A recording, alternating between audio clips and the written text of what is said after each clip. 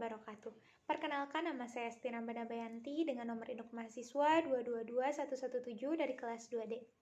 Pada kesempatan kali ini, saya akan melakukan penyuluhan mengenai pencegahan demam berdarah pada anak usia dini untuk melakukan pemenuhan tugas mata kuliah keperawatan anak. Mengapa sih anak usia dini atau balita itu lebih rentan terkena demam berdarah dibandingkan dengan orang dewasa? Nah, hal tersebut dikarenakan faktor lingkungan yang mana anak itu menjadi rentan terkena demam berdarah dikarenakan daya tahan tubuhnya yang lebih rendah daripada orang dewasa dan anak lebih cenderung sering diam di dalam ruangan daripada orang dewasa. Kemudian, apa sih demam berdarah itu sendiri? Nah, demam berdarah sendiri merupakan penyakit yang disebabkan oleh virus dengue yang menular melalui gigitan nyamuk Aedes aegypti. Nah, penyakit ini menimbulkan gejala-gejala seperti demam yang tinggi, sakit kepala, serta nyeri tulang dan otot.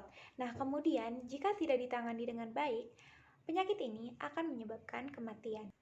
Tanda dan gejala dari demam berdarah sendiri, yang pertama ada demam yang naik turun dalam rentang waktu 2-7 hari. Kemudian ada lemas dan juga gelisah, penurunan kesadaran, kedua tangan dan kaki terasa dingin, hipotensi, nyeri perut, muntah darah atau feses darah.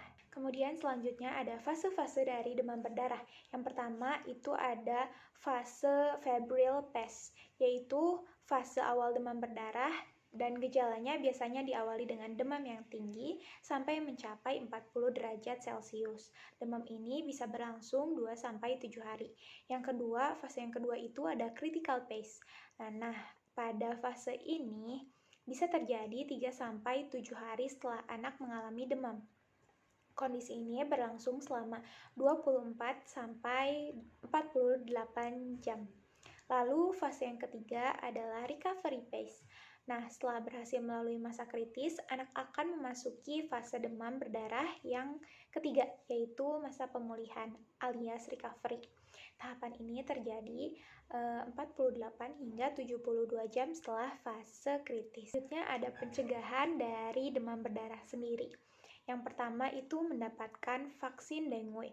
Vaksin ini dapat diberikan kepada anak usia 9-16 tahun, baik yang sudah pernah menderita demam berdarah maupun belum. Nah, pemberian vaksin dengue sendiri dilakukan sebanyak 3 kali dalam jarak 6 bulan. Lalu yang kedua ada memberantas sarang nyamuk. Memberantas sarang nyamuk dapat dicegah dengan cara menguras atau membersihkan tempat yang sering menjadi penampungan air, lalu memasang kawat atau kasa pada ventilasi yang ada di rumah, serta menutup rapat tempat-tempat penampungan air. Lalu yang terakhir ada batasi waktu anak. Dengan membatasi waktu anak untuk keluar pada jam-jam fajar dan senja. Lalu yang terakhir ada mengeringkan genangan air yang ada di lingkungan